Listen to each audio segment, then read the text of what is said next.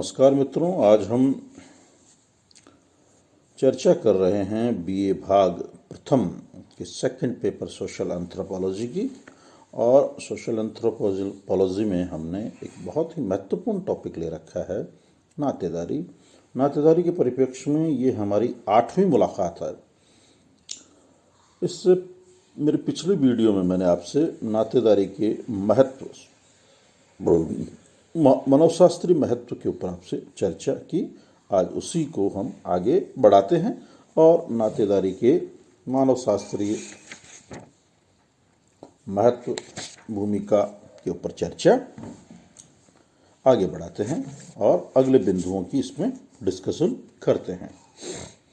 नातेदारी के 2 मैंने महत्व बताए थे, अब आज तीसरा महत्व, आर्थिक हितों की सुरक्षा, safeguard of economic interest. Mozart लिखते हैं कि नातेदारी समूह एक व्यक्ति नहीं वरन रक्षा पंक्ति का प्रतिनिधित्व करते हैं। जबकि एक व्यक्ति संकट अथवा कठिनाई में होता है अथवा जब उसे किसी आर्थिक कार्य को या सांस्कृतिक दायित्वों को पूरा करना होता है, संक्षेप में जब उसे परिवार के बाहर सहायता की आवश्यकता हो, तब वह अपने विस्तृत नातेदारी समूह की ओर सहायता के लिए निहार सकता है। अतः समुदाय अथवा संपूर्ण जाति में अन्य सदस्यों की अपेक्षा नातेदारी का उसे सहायता देने का दायित्व सर्वाधिक है। वह भी इसी प्रकार रिश्तेदारों से पारस्परिक दायित्वों के द्वारा बंधा होता है।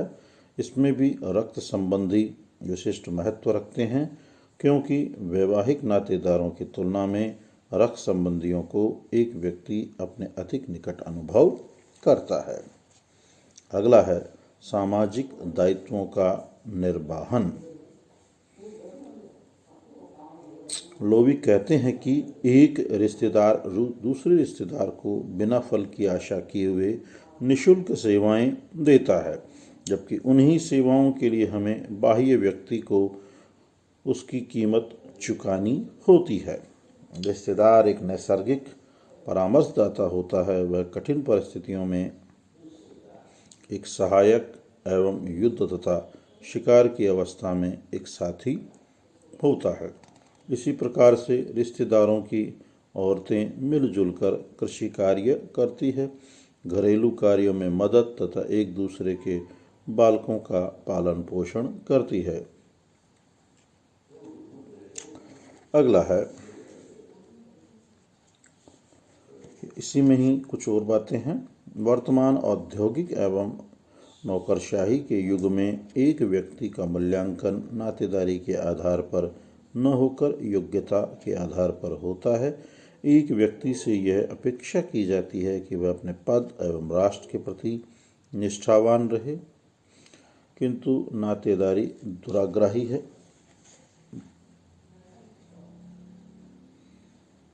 और विकासशील राष्ट्रों में तो नौकरशाही का तर्क नातेदारी की निष्ठाओं से हार जाता है। एक उच्च अधिकारी अपने से नीचे के अधिकारी के चयन के समय योग्यता के स्थान पर संबंधों की निकटता को महत्व देता है। यह हमारे लिए भाई भतीजावाद है, लेकिन उसके लिए एक नैतिक कर्तव्य है। वर्तमान गतिशील समाज में नातेदारों के संबंधों का विस्तार पिता पुत्र संबंधों से आगे महत्वपूर्ण नहीं है और इनमें भी घनिष्ठता की कमी है। फिर भी वृद्ध माता पिता को अकेले रहने देने या सुरक्षा घरों में रखने की बात ग्रामीण और आदिवासी समाजों को चौंका देने वाली एवं अनैतिक प्रतीत होती है।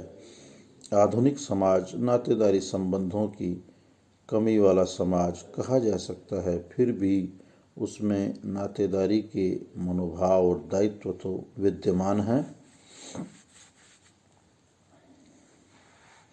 यदि हमारे सगे चाचा, मामा, बुआ आदि का पुत्र दुर्दिन का मारा हमारे पास आता है, तो उसकी सहायता करना हमारा कर्तव्य है। विक्टोरिया परिवार का प्रत्येक व्यक्ति एक दूसरे के प्रति निष्ठावान केवल इसलिए ही था कि वे एक ही रक्त के थे। इसी आधार पर एक नातेदार के मृत्यु अथवा अपमान का बदला लेना बंधुओं का कर्तव्य माना जाता है।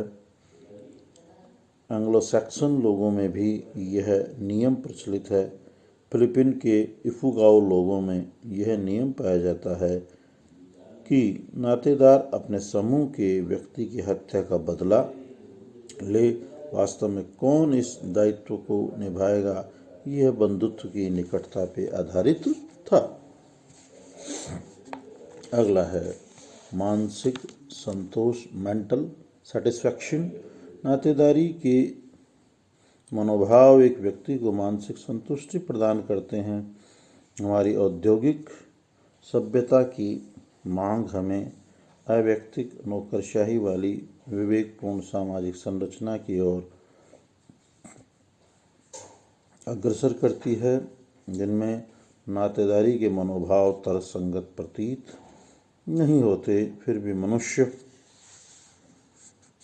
नातेदारी के बंधनों से मुक्त नहीं हो पाया है।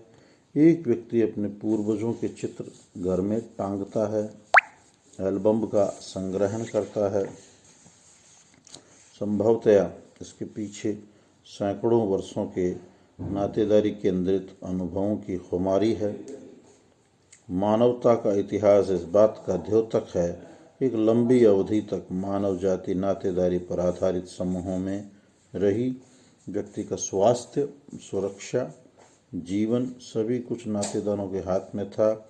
नातेदारी विहीन व्यक्ति अपने को बिना सामाजिक प्रतिष्ठा वाला एवं निकृष्ट रूप में एक मृत व्यक्ति के समान ही माना जाता था।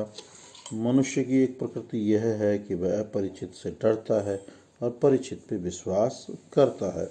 रक्त संबंधी हमारे सबसे अधिक परिचित व्यक्ति हैं, क्योंकि वे हमारे ही अंग के हिस्से समझे जाते हैं।